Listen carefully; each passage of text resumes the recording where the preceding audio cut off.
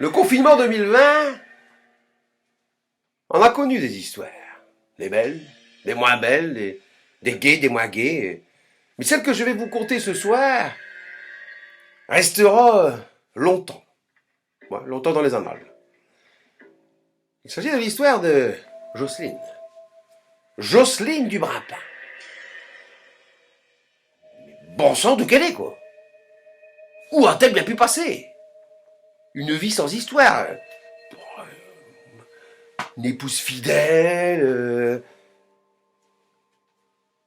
un mari fidèle, enfin bref, un couple fidèle, quoi. Un couple comme il y en a des sortes de millions, des milliards, des tonnes, par ici, par là, quoi.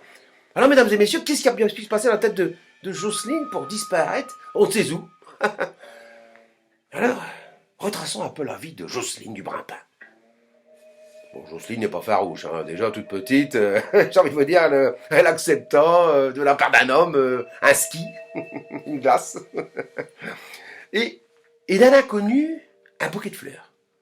Bon, mais ça c'est l'effet magique d'Impulse. Pas du genre secrète non plus, elle avait pourtant son jardin secret, comme tout le monde, hein, comme tout un chacun, j'ai envie de dire. Et moi je l'ai vu, son jardin secret. Bien, ça fait surface, hein. Oh là là, c'est un coup à faire pâlir tous les marquis de Sade, à faire rougir toutes les putains de lagues. Et les agents immobiliers de Satury 21. Alors l'inspecteur Gérard se disait, mais pourquoi donc cette femme, pas vilaine, a-t-elle quitté le lit conjugal, quoi, qui comme ça cassé n'est pas un lit dans l'enfer tranquille, non? Alors pourquoi? Can you tell me why?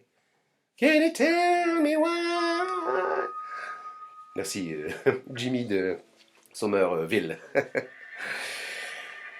L'inspecteur Gérard se disait donc, tiens, je vais interviewer, je vais faire un appel à témoin, comme on voit à la télé, hein, l'autre là. Il chercha donc son premier témoin, oculaire, qui ne fut ni autre que Firmin, l'époux de la dite Jocelyne du Brapin.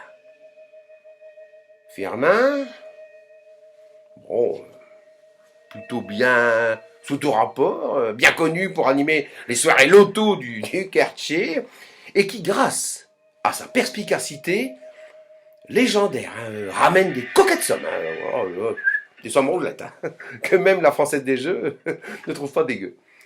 Il interviewe donc Firmin, le fameux Firmin.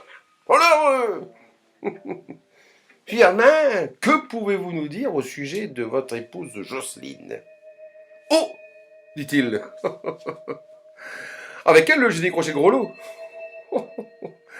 Un jour, au cours d'une soirée loto, elle a fait un carton. Voilà. J'avais distribué les cartes et pour la soirée loto, elle misa sur le 16. Pourtant, putain, un esprit ouvert, hein, pas un esprit 13 et 3.